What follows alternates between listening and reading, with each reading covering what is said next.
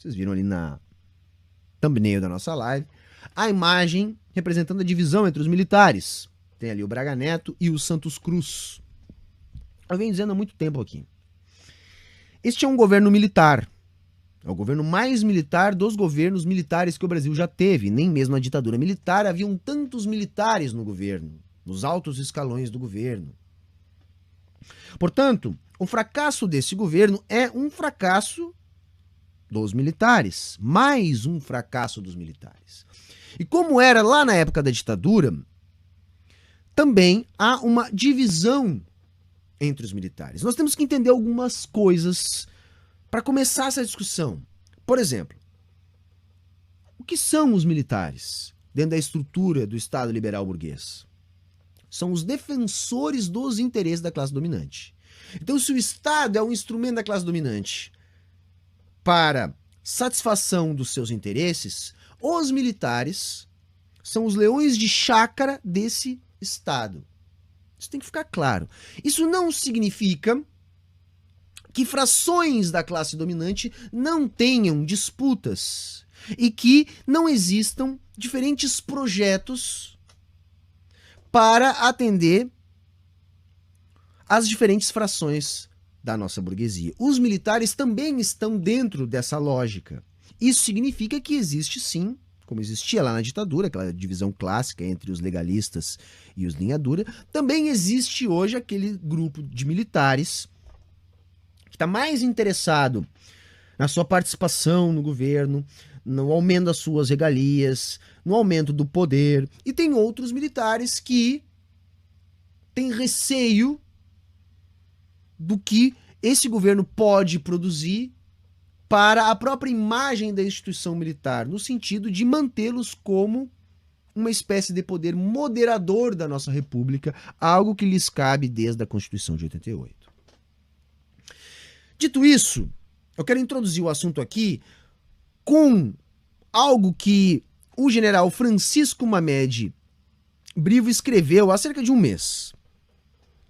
O apreço entre as instituições de Estado deve se basear no ideal republicano. Subserviência, fisiologismo e corporativismo não fazem parte desse ideário.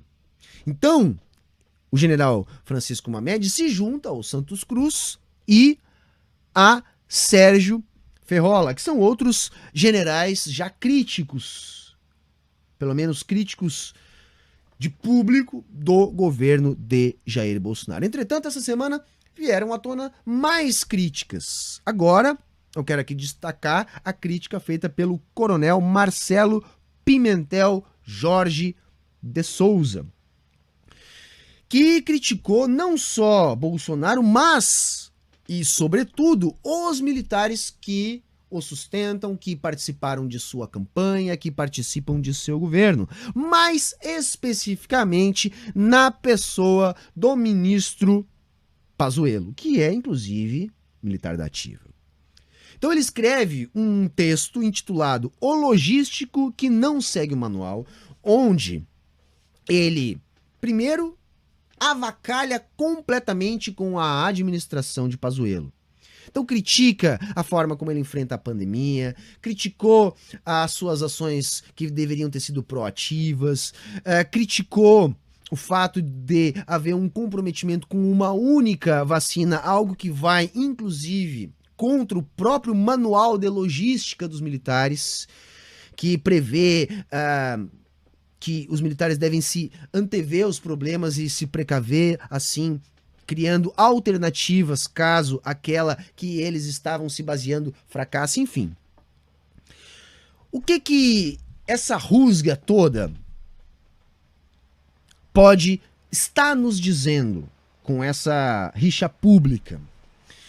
Há um grupo de militares que já está procurando se desvincular do governo de Bolsonaro.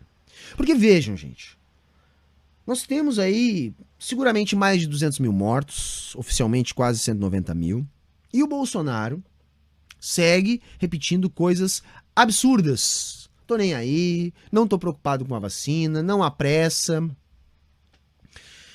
E evidentemente que essas atitudes produzem efeitos cada vez mais concretos aos olhos da sociedade. Um belo exemplo, que eu não vou tripudiar aqui, mas que vocês vão com certeza entender do que eu estou falando, foi a morte por Covid-19 do Matheus lá, da dupla Lucas e Matheus. Todo mundo compartilhou o próprio Matheus questionando a Covid-19, repetindo o discurso negacionista de Jair Bolsonaro. No entanto, ele morreu.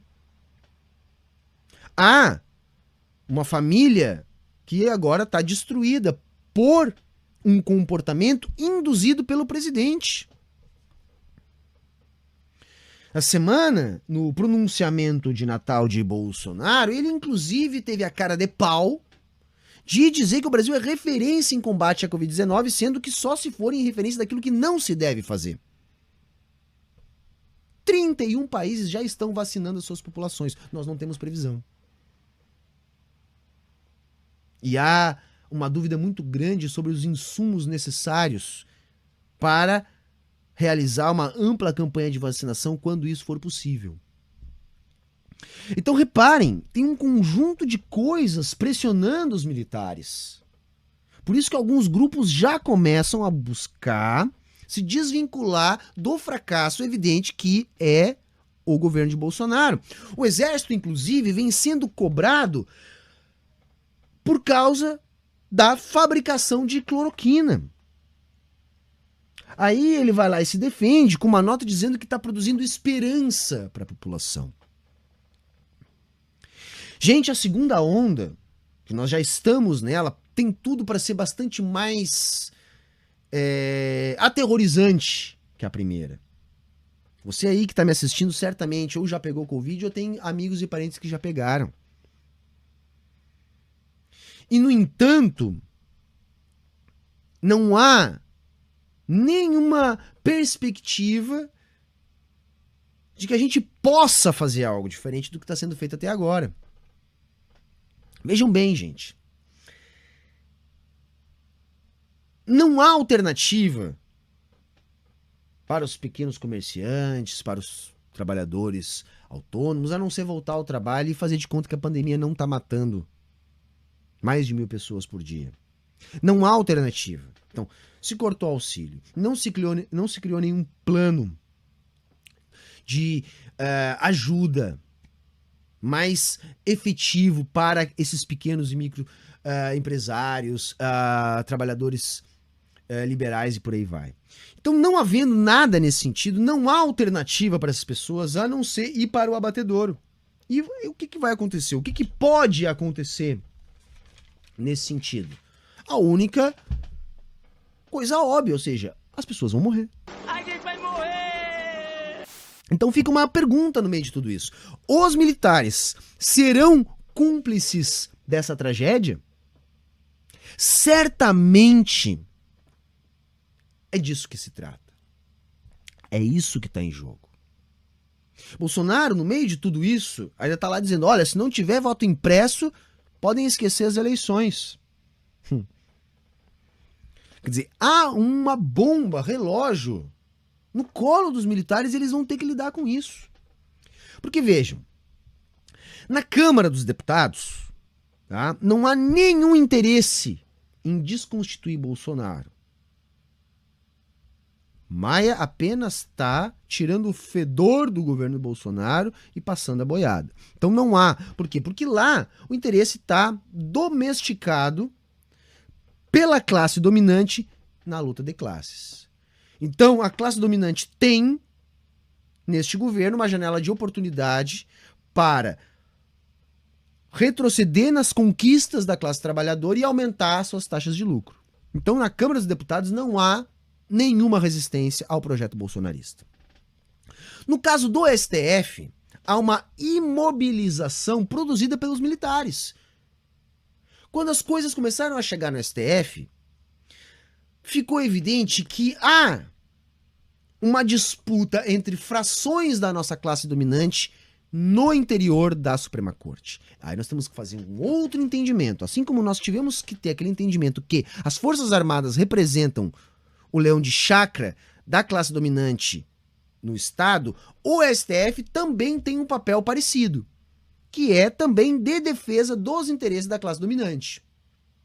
E assim como nos militares, as frações da classe dominante também estão em contradição dentro do STF. Só que essa disputa entre as frações da classe dominante está interditada pela atitude dos militares que há alguns meses já disseram para o STF: não façam nada porque nós não queremos. Então, temos aí um ponto importante. Se há uma disputa entre os setores militares, entre aqueles que querem garantir privilégios, ter mais poder, e aqueles que querem resguardar a moral da instituição enquanto poder moderador, se há uma disputa, essa disputa também pode ser observada entre as frações da burguesia dentro do STF. E é uma disputa interditada provisoriamente pela própria ação dos militares. O que eu estou querendo dizer? Que se os militares tirarem o fator que imobiliza essa disputa entre as frações da burguesia no STF, nós também podemos ter algumas alterações no curso da grande política. Querem um exemplo claro? Está travado o julgamento dos recursos do Lula. E isso tem a ver com essa disputa entre os setores da classe dominante que eu estou aqui tentando mostrar para vocês. Correto? Bom, e aí para concluir o nosso papo, o que a gente tem que fazer no meio de tudo isso? Sim, porque não adianta apenas fazermos uma leitura e não conseguirmos entender o que é o nosso papel no meio disso tudo. O nosso papel no meio disso tudo, penso eu, não pode ser outro a não ser explorar essas contradições. Porque é disso que se trata. Existem contradições entre setores da classe dominante que estão ficando cada vez mais em evidência dentro das Forças Armadas, dentro do STF, e nós temos que explorar essas coisas. Como? Jogando um contra o outro. Quando a gente fala, olha, eu tô torcendo pra briga, significa isso, mas não só apenas torcer. Temos que agir ativamente no estímulo dessa briga, influindo no debate público, atuando sobre a formação da opinião pública a respeito do que está acontecendo. Então não é apenas falar, olha, o Bolsonaro é feio, o Bolsonaro é mau, olha o que ele está fazendo. Temos que jogar com a opinião pública no sentido de explorar essas contradições para que tais contradições acabem levando-os a um acirramento da disputa onde ambos fiquem mais fracos. A gente tem que colocar o povo para ver essa disputa. Por quê? Porque isso, gente, ao cabo, faz aquilo que é a nossa tarefa primeiro, que é elevar o nível de consciência de classe. Essa é a nossa primeira tarefa. Antes de mais nada, ou concomitantemente com qualquer outra coisa. Correto? Então vejam, esse governo é um governo militar, e o fracasso desse governo é o fracasso dos militares.